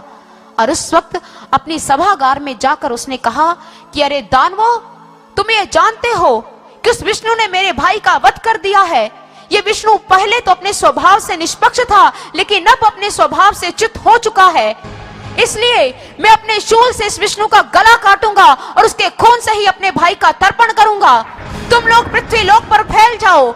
जो लोग यज्ञ कर रहे हैं, तप कर रहे हैं, दान कर रहे हैं, व्रत इत्यादि कर्म कर रहे हैं, उन लोगों को मार डालो, काट डालो। कहीं भी यज्ञ की अग्नि ना जले, कहीं भी मंदिरों में घंटियों का स्वर सुनाई ना दे, कहीं भी मंत्रों की ध्वनियों का उच्चारण ना हो। सुनाई दे तो मात्र क्रंदन क्रंदन क्रंदन, पृथ्वी पर मात्र क्रंदन सुनाई देना चाहिए। लोगों को विष्णु की भक्ति से विमुख कर दो, क्योंकि इन लोगों की भक्ति ही विष्णु की ताकत है। और जब ये विष्णु शक्तिहीन हो जाएगा और तब मैं इस विष्णु से अपने भाई की हत्या का बदला लूंगा। ऐसा कहकर हिरण्यकशिपु ने अपने सैनिक चारों तरफ फैला दिए और बहुत सारे सैनिक पृथ्वी लोक पर चले गए। और इधर जैसे ही हिरण्यकशिपु के सैनिकों का अत्याचार बढ़ने लगा, प्रजा त्राही त्राही करने लगी और उधर हिरण्यकशिपु तप करने के लिए जा रहे थे। हिरण्यकशिपु के मन में आया कि मैं विष्णु से अपने भाई की हत्या का बदला तो लूंगा, लेकिन क्यों ना तप कर ब्रह्मा जी को प्रसन्न करूं और उनसे वरदान प्राप्त कर शक्ति संपन्न हो जाऊं। ऐसा सोचकर जब वो तप करने जा रहे थे तो पत्नी कयाधु ने उन्हें कहा, नाथ वापिस कब आओगे? यह बात सुनते ही हिरण्यकशिपु ने कहा कि कुछ भी निश्चित नहीं है। ऐसा कहकर हिरण्यकशिपु उसी समय मंदराचल पर्वत पर चले गए। हिरण्यकशिपु ने घोर तप किया और उसका तप का प्रभाव बढ़ता चला गया। कितना लंबा समय यूं ही व्यतीत हो गया और हिरण्यकशिपु के तप का प्रभाव जब इतना बढ़ गया कि अगल बगल के लोग चलने लगे, पहाड़ टूट टूट कर गिरने लगे, नदी सागर क्षुब्ध हो गए, ग्रह तारे नक्षत्र टूट टूट कर गिरकर पृथ्वी पर प्रलय की परिस्थिति को उत्पन्न करने लगे। और जब देवताओं ने यह देखा हिरण्यकशिपु के तप का प्रभाव बढ़ता चला जा रहा है और प्रलय की स्थिति पैदा हो गई है, सभी ब्रह्मा जी के पास गए। ब्रह्मा जी ने कहा, उसने तप किया है, उसके तप का फल तो मुझे देना ही पड़ेगा।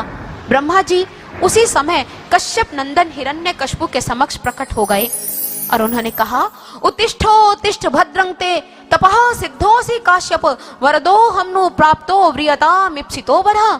हे कश्यप नंदन, मैं तुम्हारी तपस्या से प्रसन्न हो गया हूँ, जो तुम्हें चाहिए तुम मुझसे मांग सकते हो। हिरण्यकशिपु ने जब नयन उन्मेषित किए, अपने सामने अष्टकर्ण चतुर्मुख ब्रह्मदेव को पाया। हिरण्यकशिपु ने कहा कि हे ब्रह्मदेव, असुरराज का प्रणाम स्वीकार करो और अगर आप मुझे वर देना ही चाहते हो तो यह वर दो। यदि दासस्य भीमतान वरान में वरदोत्तम भूतेभ्य स्वदिशिष्टेभ्यो मृत्युर्न भूर्मम प्रभु न अंतर बहि दिवानक्तम अन्यस्मादपि चायुधैः न भूमौ नाम्बरे मृत्युर् न नरै न मृगैर्वै व्यसुभिर्वा स्मुद्भिर्वा सुरासुर महोरगैः अप्रतिद्वन्द्वतां युद्धे एकपत्यं च देहिनां सर्वेषां लोकपालनां महिमानं यथात्मनः तपो योग प्रभावानां यन्नरिष्यसि कर्हिचित्। हे ब्रह्मदेव, अगर मुझे वरदान देना ही चाहते हो तो यह वरदान दो, न मैं दिन में मरूं ना रात में, न घर के अंदर न घर के बाहर, न पृथ्वी पर न अंतरिक्ष पर, न अस्त्र से न शस्त्र से, न देव से न दानव से, न पशु से न मानव से, मैं किसी प्रकार किसी से ना मरूं, मुझे ऐसा ही वरदान चाहिए।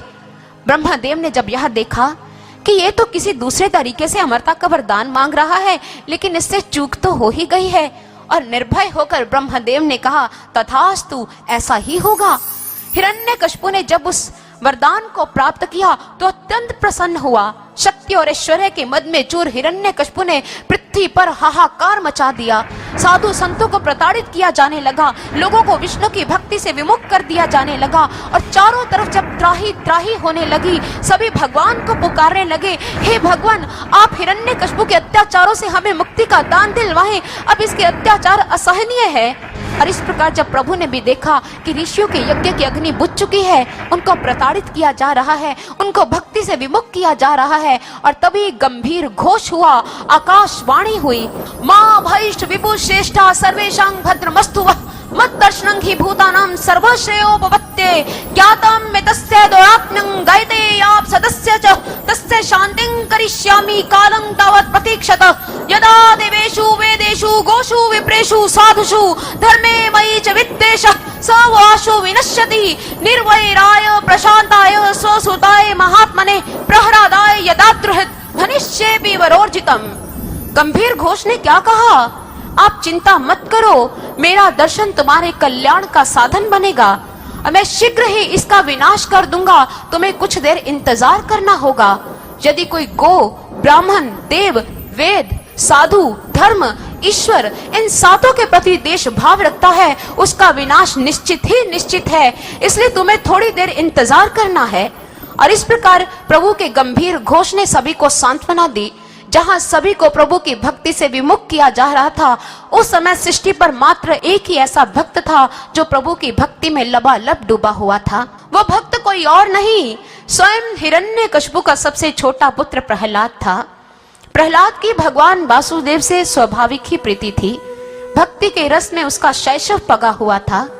जिस अल्प आयु में शिशु माँ की गोद के लिए रुदन किया करते हैं, उसी अल्प आयु में वो अपने प्रभु के लिए क्रंदन किया करता था। माँ कहाँ समझ पाती, वो तो बेचारे को दूध पिला देती, लेकिन वो अपने प्रभु के लिए रो रहे होते थे और यह कह रहे होते थे, प्रभु कैसी स्थिति है, शरीर वाणी से बंधा नहीं है और आत्मा चित्कार कर रही है, और रह रह कर परमात्मा से अलग हो जाने की पीड़ा क्रंदन बन बनकर प्रस्फुटित होती रहती। कोई नहीं जान पाया कि इस क्रंदन के पीछे विरह की वेदना छिपी है। और जैसे ही प्रहलाद थोड़े और बड़े हुए तो प्रहलाद की यह वियोग की पीड़ा भी और बढ़ती चली गई। मित्रों के साथ कंदुक क्रीड़ा करने के लिए जाते तो क्रीड़ा कहाँ कर पाते, रह रहकर हरि की याद आती और नेत्र मूंद कर बैठ जाते। आंखों से अविरल अश्रु की धारा प्रवाहित होने लगती और मन मन अपने प्रभु को पुकारते कि प्रभु अब तो आन मिलो, इतनी दूरी असहनीय है, मैं इस दूरी को सहन नहीं कर पा रहा हूँ, मेरा सर्वस्व तुम हो प्रभु, मेरा सर्वस्व तुम हो। आज प्रहलाद जिस स्थिति से गुजर रहे हैं, नारद भक्ति सूत्र में उसे परम प्रेम कहा गया है। सा तस्मिन् परम प्रेम रूपा, भक्ति तो परम प्रेम है। ईश्वर के प्रेम से अगर हृदय लबालब हो जाए और आंखों से अश्रु की धारा प्रवाहित होने लगे और पल प्रतिपल परमात्मा का स्मरण होता रहे, इसे परम प्रेम की अवस्था कहा गया। ये वो अवस्था है जिस अवस्था से गोपियां भी गुजरी, इसी अवस्था से रामकृष्ण परमहंस जी गुजरे और इसी अवस्था में चैतन्य महाप्रभु भी रहे। और आज प्रहलाद की जीवन गाथा बता रही है कि प्रहलाद परम प्रेम की अवस्था में है। उन्हें नारायण के अतिरिक्त और कुछ सूझता ही नहीं, बस एकांत में बैठकर अपने नारायण को याद करते और यही कहते कि तू ही मेरी माँ है, तू ही मेरा पिता है, तू ही मेरा बंधु है, तू ही मेरा सखा है, मेरे श्वासों में तेरे ही नाम की सरगम चल रही है। मैं तुम्हारे अतिरिक्त किसी अन्य की अभिलाषा अपने मन में नहीं रखता हूँ प्रभु, मात्र तुम्हें ही चाहता हूँ और तुम्हारा और मेरा ये प्रेम संबंध सदैव बना रहे। धूप छांव का जब तक सिलसिला रहे, सागर में लहरों का कारवां रहे, मेरी प्रीत तेरे चरणों में हो ऐसी, मैं बना रहूं तेरा, तू मेरे रूबरू हो। कभी दर्द भी हो तो किसी से फरियाद ना करूं, कभी अपनों से अपनी बात ना करूं, कभी अश्क दुनिया के नाम ना करूं, बहे जब भी आंसू तेरी याद में बहे, मैं बना रहूं तेरा, तू मेरे रूबरू हो। ये दुनिया मुझे जन्नत हजार देगी, कभी साजिशों के ये हार देगी, कभी दो जहां का प्यार देगी, पर जिंदगी का आखिरी अरमान रहे, मैं बना रहूं तेरा, तू मेरे रूबरू हो। सर लहरियों के जाल में, पत्तों की खड़ताल में, सृष्टि के फैले जाल में, भक्ति के छिपे गुलाल में, तू ही तू समाया है, हर शख्स तेरा हमसाया है। मेरा दर्द भी तू, मेरी दवा भी तू, मेरी तड़प भी तू, मेरी दीद भी तू, मेरा गम भी तू, मेरी हंसी भी तू, तू ना हो तो मेरी मौत भी तू। प्रभु मैं तुम्हारी अतिरिक्त और कुछ नहीं चाहता। भगवान की इस प्रकार की भावना अपने हृदय में रखकर प्रहलाद बड़े हो रहे थे। भगवत स्मृति गहन होती गई, मैं मिटता चला गया और तू उभरता चला गया। और जब तू इतना उभर गया कि जीवन में हर एक कर्म पर मात्र तू रह गया कि प्रभु तू ही है जिसने इस महान कार्य को किया, ये तू ही है जो मेरी श्वासों में चल रहा है, ये तू ही है जो मुझे प्राणों में, हमारी श्वासों में रमण कर हमें जीवन जीने की शक्ति दे रहा है। तू इतना प्रबल हुआ कि प्रहलाद के जीवन में मात्र तू ही का स्थान रह गया। तू ही तू, तू ही तू और तू ही तू। आइए ऐसी अवस्था को एक भजन के द्वारा हम श्रवण करते हैं कि प्रहलाद अपने प्रभु के श्री चरणों में क्या भाव अर्पित कर रहा है। ये मेरी सांसों की सरगम, ये मेरी सांसों की सरगम, तू है, तू है, तू है। ये मेरी सांसों की सरगम, तू है, तू है, तू है। जो करे राहों को रोशन, जो करे राहों को रोशन, तू है, तू है, तू है। ये मेरी सांसों की सरगम, तू है, तू है, तू है।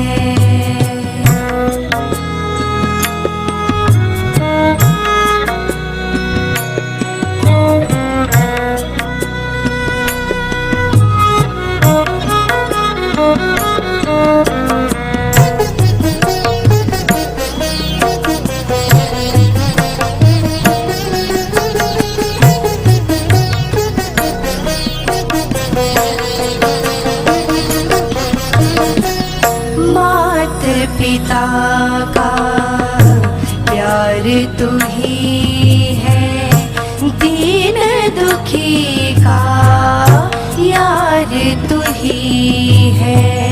भक्तों का संसार तू ही है, मेरा तो एतबार तू ही है।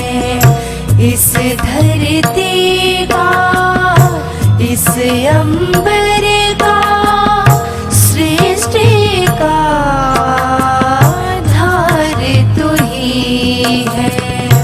अब तो मेरा एक सहारा, अब तो मेरा एक सहारा, तू है, तू है,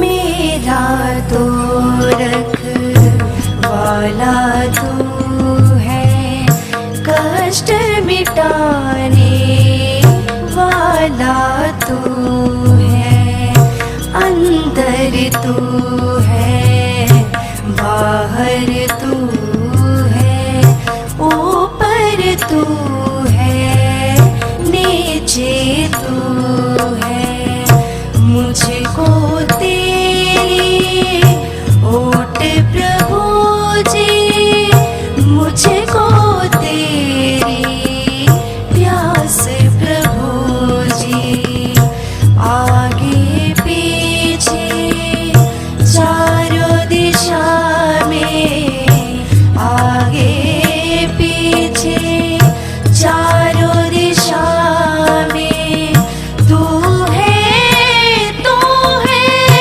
तू है, ये मेरे सांसों की सरगम तू है, तू है, तू है, ये मेरे सांसों की सरगम तू है, तू है, तू है, जो करे राहों को रोशन, जो करे राहों को रोशन, तू है, तू है, तू है, ये मेरे सांसों की सरगम तू है, तू है, तू है, ये मेरे सांसों की सरगम तू है, तू है, तू है, तू है, तू है, तू है, तू है, तू है, तू है। इस प्रकार प्रहलाद का सर्वस्व उनके नारायण थे। प्रहलाद धीरे धीरे कर बड़े होने लगे। हिरण्यकशिपु ने जब यह देखा कि मेरा पुत्र इतना बड़ा हो गया है कि इसे गुरुकुल भेज देना चाहिए, प्रहलाद को गुरुकुल भेजने की तैयारियां शुरू हो गई। ये वो समय था जब शुक्राचार्य जी किसी जरूरी कार्य के लिए बाहर गए हुए थे और षंड और अमर्क वहां पर असुर बालकों को शिक्षित करते थे। उस समय षंड और अमर्क के पास प्रहलाद को शिक्षित करवाने के लिए भेज दिया गया। प्रहलाद गुरुजनों से जब पाठ पढ़ने लगे तो उन्हें अर्थनीति और राजनीति का पाठ पढ़ाया गया। जिस पाठ का आधार अपने और पराये में एक विशाल भेद खड़ा करना है, वो एक भक्त के हृदय में कैसे ठहर सकता है। प्रहलाद अपने गुरुजनों को पाठ ज्यों का त्यों सुना तो देते, लेकिन उस पाठ को कभी हृदयस्थ नहीं करते। प्रहलाद का सारा समय अपने प्रभु के स्मरण में व्यतीत होता। काफी समय बाद प्रहलाद अपने पिताश्री से मिलने के लिए राजमहल में आए और हिरण्यकशिपु ने देखा मेरा पुत्र आया है। दूर से ही अपनी दोनों भुजाएं फैला ली। प्रहलाद द्रुत गति से आगे बढ़े, अपने पिताश्री के चरणों में प्रणाम किया और उसी समय हिरण्यकशिपु ने उसी गले से लगा लिया, फिर अपनी अंक में बिठा लिया। कहा, मेरा पुत्र इतना पढ़कर आया है, तुमने गुरुकुल से जो भी शिक्षा ग्रहण की है उसमें जो भी सबसे अच्छी बात है वो मुझे बताओ। प्रहलाद ने कहा, पिताश्री सबसे अच्छी बात, संसार के प्राणी मैं और मेरे के झूठे आग्रह में पड़कर उद्विग्न होते रहते हैं। मैं चाहता हूँ अज्ञानता के अंधकार का परित्याग कर सभी को हरि के प्रेम में डूब जाना चाहिए। हिरण्यकशिपु के चेहरे के रंग उड़ गए। अरे ये क्या, किसने मेरे बच्चे की बुद्धि को बहका दिया है? हरि की भक्ति, ये हरि तो मेरा शत्रु है। अभी हिरण्यकशिपु ऐसा सोच ही रहे थे कि सामने षंड और अमर्क आते हुए दिखाई दिए। हिरण्यकशिपु के क्रोध का कोई पारावार नहीं था और उसी वक्त उन्होंने कहा, षंड और अमर्क, कैसी शिक्षा दी है तूने मेरे बालक को? मेरे बच्चे की बुद्धि बहकने के जिम्मेवार आप हो। इससे पहले मेरे धैर्य का बांध टूट जाए, ले जाओ उस बालक और इसे आसुरी शिक्षा से संपन्न कर दो। और हाँ, आश्रम में जाकर संप्रोक्षण करो, कहीं विष्णु के पक्षपाती बालकों को वैष्णवी शिक्षा से संपन्न कर रहे हो। चंड और अमर्क ने कहा, जी असुरराज, ऐसा ही होगा। प्रहलाद को वो गुरुकुल में ले गए और गुरुकुल में ले जाकर चंड और अमर्क ने कहा, प्रहलाद, हम तुमसे एक बात पूछे, हम इस प्रश्न का उत्तर दोगे? प्रहलाद ने कहा, जी गुरुदेव, आप जो पूछना चाहते हैं पूछ सकते हैं। अच्छा प्रहलाद, तुम यह बताओ, हमारे अतिरिक्त तुम्हें यहाँ कोई और शिक्षित करने आता है, कोई और पढ़ाता है?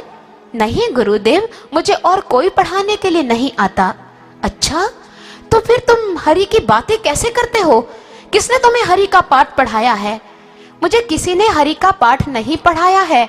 जिस प्रकार एक लौह खंड चुंबक की ओर आकर्षित हो जाता है, ऐसे ही चक्रपाणी भगवान श्री विष्णु की ओर मेरा चित्त आकर्षित हो जाता है। बस यह बात सुनने की देरी थी, चंड और अमर्क अमर्ष में आ गए। अरे कोई बैन तो लाओ, ये दुष्ट हमारी कीर्ति को कलंकित कर रहा है। दैत्य वंश के चंदन वन में ये कांटेदार बबूल ना जाने कहां से पैदा हो गया। अरे जो विष्णु इस वन की जड़ काटने में कुल्हाड़े का काम करता है, ये उसी के बेट बने जा रहा है। और ऐसा कहने के बाद उन्होंने प्रहलाद को प्रताड़ित किया और फिर अर्थनीति और राजनीति की शिक्षा दी। प्रहलाद ने वो पाठ ज्यों का त्यों फिर सुना दिया। काफी समय व्यतीत होने के बाद प्रहलाद फिर अपने पिताश्री से मिलने के लिए राजमहल में गए, तो प्रहलाद को देखते ही हिरण्यकशिपु प्रसन्न हो गए, क्योंकि वो अपने इस पुत्र से प्यार ही बहुत करते थे।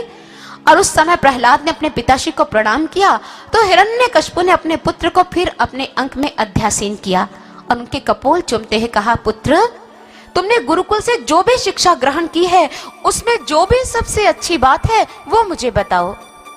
सबसे अच्छी बात? हाँ पिताश्री, मैं आपको बताता हूँ। श्रवणं कीर्तनं विष्णु स्मरणं पाद सेवनं अर्चनं वंदनं दास्यं सख्यमात्म निवेदनम इति पुंसर्पिता विष्णु भक्तिश्चन्न वलक्षणा क्रियते भगवत्यध्या तन्मन्येधीतमुत्तमम्। श्री हरि का श्रवण, उनका कीर्तन, उनका स्मरण, उनका अर्चन, वंदन, दास्य, सख्य और आत्मनिवेदन, ये 9 प्रकार की भक्ति है। अगर कोई सच्चे मन से प्रभु की भक्ति करता है, इन सोपानों को पार करता है, उन्हें श्री हरि की प्राप्ति होती है। यह बात सुनते ही हिरण्यकशिपु ने प्रहलाद को अपने अंक से जमीन पर पटक दिया। मत ले उस विष्णु का नाम मेरे सामने। ये विष्णु मेरे भाई का हत्यारा है, तुम्हारे चाचा का हत्यारा है। अरे जिसने तुम्हारे चाचा को मार दिया तुम उसकी भक्ति करोगे? अरे भक्ति करनी है तो मेरी भक्ति कर, मैं भगवान हूँ, मेरी आराधना कर। सारा समाज मेरी पूजा करता है तो तुम नहीं कर सकते? अगर तुमने मेरे सामने फिर से उस विष्णु का नाम लिया तो मुझसे बुरा कोई नहीं होगा। मैंने तो सुना था शरीर के जिस अंग के रुग्ण हो जाने से सारे शरीर को नुकसान पहुंचता है, उस अंग को काट देना चाहिए। अरे काट डालो इस बालक को। और सैनिकों ने असुरराज की आज्ञा का पालन किया, शूलों से भालों से प्रहलाद के ऊपर प्रहार करने शुरू कर दिए। लेकिन प्रहलाद को कोई कष्ट नहीं हो रहा। प्रहलाद तो अपने प्रभु के चिंतन में लीन है, उन्हें चिंता हो भी कैसे। और जब असुरराज ने यह देखा कि प्रहलाद को कोई कष्ट नहीं पहुंच रहा और अपना क्रोध उन सैनिकों पर उतारते कहा, अरे क्या इतने शक्तिहीन हो गए कि एक बालक को नहीं मार पा रहे हो? अगर इस प्रकार नहीं मार सकते तो ले जाओ इस मूढ़ बालक और बलि चढ़ा दो समुद्र के उफनती लहरों में, ताकि इसका नामो निशान मिट जाए। सैनिक प्रहलाद को एक ऊंची चोटी पर ले गए और ऊंची चोटी पर ले जाकर प्रहलाद को जैसे ही समुद्र की लहरों में फेंकने की तैयारियां शुरू हुई, प्रहलाद को फिर भी चिंता नहीं है। प्रहलाद को चिंता कैसे हो? वो तो चिंतन में रहते हैं और अपने हरि का चिंतन करते हैं। प्रहलाद को भले चिंता ना हो, लेकिन प्रहलाद के हरि को चिंता जरूर होने लगी। अरे ये क्या, मेरे भक्त को पहाड़ की ऊंची चोटी से नीचे समुद्र की लहरों में फेंका जा रहा है।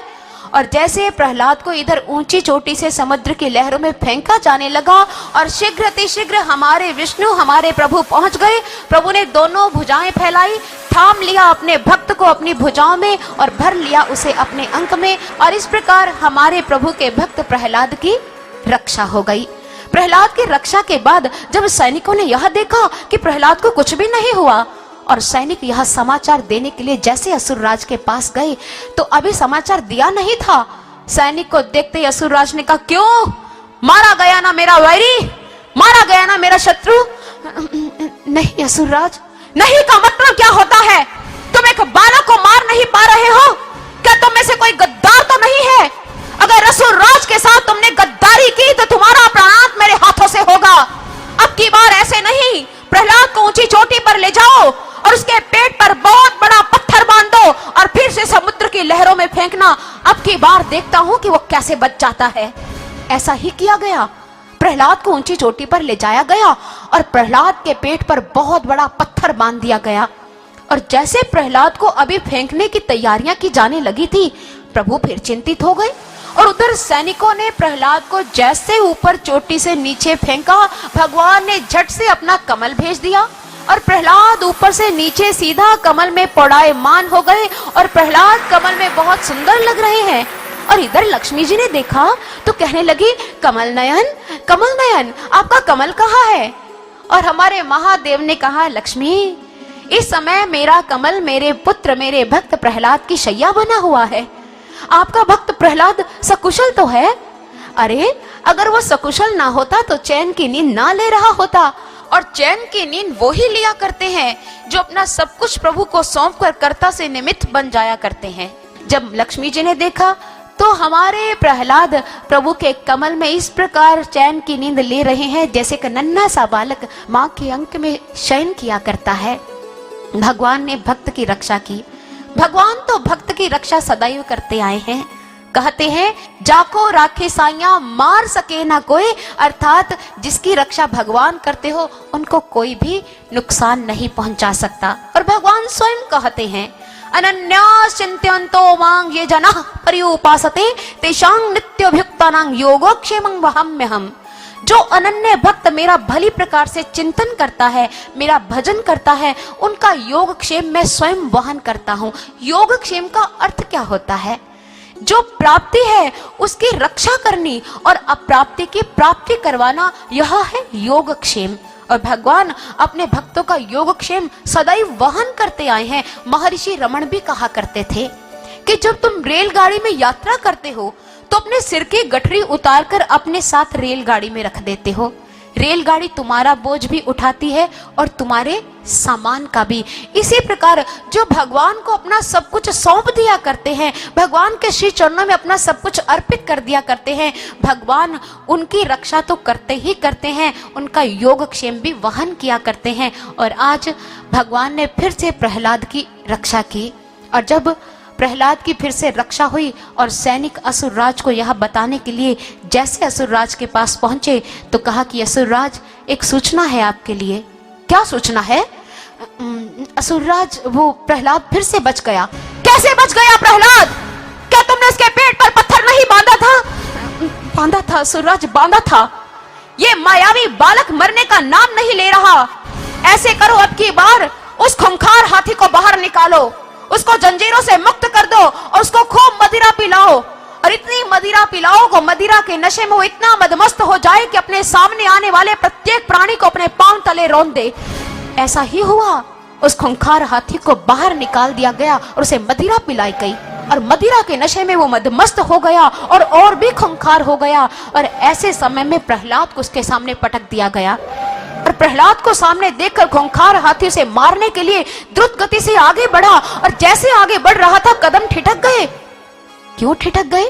क्योंकि हाथी महाशय सोच रहे हैं, क्यों कर अनिष्ट करूं इस नन्हे से बालक का, क्यों मारूं इस नन्हे से बालक को, इसने मेरा क्या बिगाड़ा है। मुझे याद आ रहा है, एक बार हमारी ही जाति के गजेंद्र के प्राण संकट में थे। उसने कितना क्रंदन किया, किसी ने उसकी रक्षा नहीं की थी, लेकिन भगवान क्षण भर की देरी किए बगैर उसकी रक्षा के लिए वहां पहुंच गए थे। यूं तो प्रभु का ऋण उतारा नहीं जा सकता, लेकिन अगर आज मुझे भगवान के भक्त की रक्षा करने का अवसर मिला है तो मैं भगवान के भक्त की रक्षा जरूर करूंगा। और ऐसा सोचने के बाद हाथी ने क्या किया? हाथी ने अपनी सूंड को आगे बढ़ाया और ऊपर बैठे महावत को अपनी सूंड में लपेटा और उसे वक्राकार में घुमाया और दूर पटक दिया। महावत के प्राण पखेरु उड़ गए। हाथी महाशय ने फिर अपनी सूंड आगे बढ़ाई, उसमें प्रहलाद को लपेट लिया और प्रहलाद को लपेटने के बाद उसे अपनी पीठ पर बिठाया और पीठ पर बिठाकर हाथी महाशय बड़े प्रसन्न हुए। आज भगवान के भक्त को अपनी पीठ पर अध्यासीन कर उनकी प्रसन्नता का कोई ठिकाना नहीं है। और हाथी महाशय इतने प्रसन्न है कि अपने दोनों आगे वाले पग ऊपर उठाकर नृत्य कर रहे हैं, मस्ती से झूम रहे हैं। और सिर्फ हाथी ही प्रसन्न नहीं है, प्रहलाद भी उतना ही प्रसन्न है। प्रहलाद मानो सारे मानव समाज को ये बता रहा हो, देखा प्रभु के नाम में कितनी शक्ति होती है, प्रभु के नाम में इतनी शक्ति होती है कि वो बड़े से बड़े संकटों को टाल देती है। और ये प्रभु का नाम मेरा रक्षक है, हर पल मेरी सहायता करता है। और प्रहलाद सारे मानव समाज को यही कह रहा था, हमें चिंता नहीं अपनी, उसे चिंता हमारी है, हमारी नाव का नाविक क्योंकि सुदर्शन चक्रधारी है। दुनिया ने दिल लगाया बागे बहार से, हमारा दिल हरि नाम में है, हरि नाम से मेरी यारी है, हरि नाम से मेरी यारी है। आइए इन्हीं भावों को एक भजन के द्वारा श्रवण करते हैं। हरे नाम से मेरे यारी है, हरे नाम से मेरे यारी है, हरे नाम से मेरे यारी है। श्वासों में नाम का अमृत है, श्वासों में नाम का अमृत है, नैनों में नाम कुमारी है। हरे नाम, हरे नाम, हरे नाम से मेरी यारी है, हरे नाम से मेरी यारी है।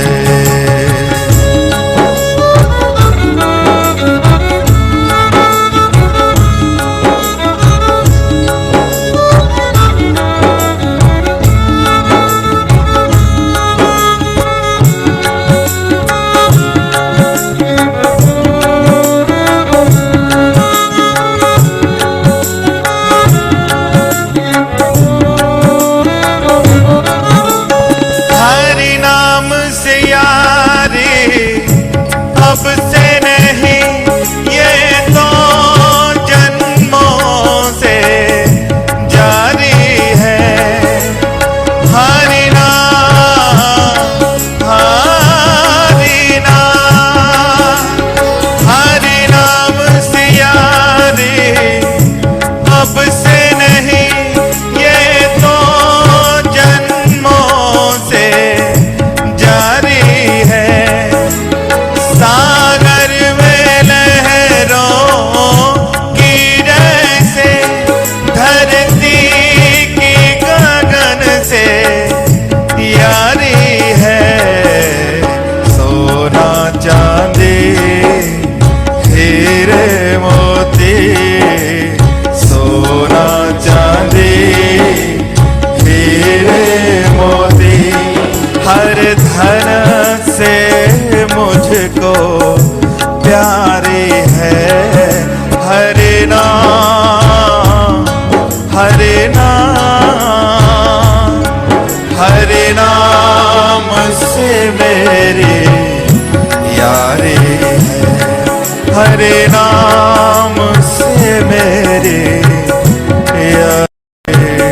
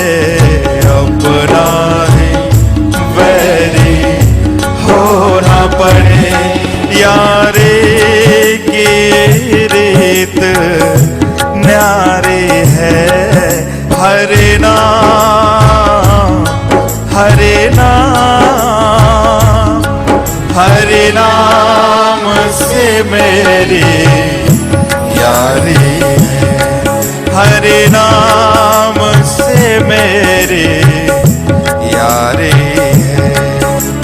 श्वासों में नाम का अमृत है, श्वासों में नाम का अमृत है।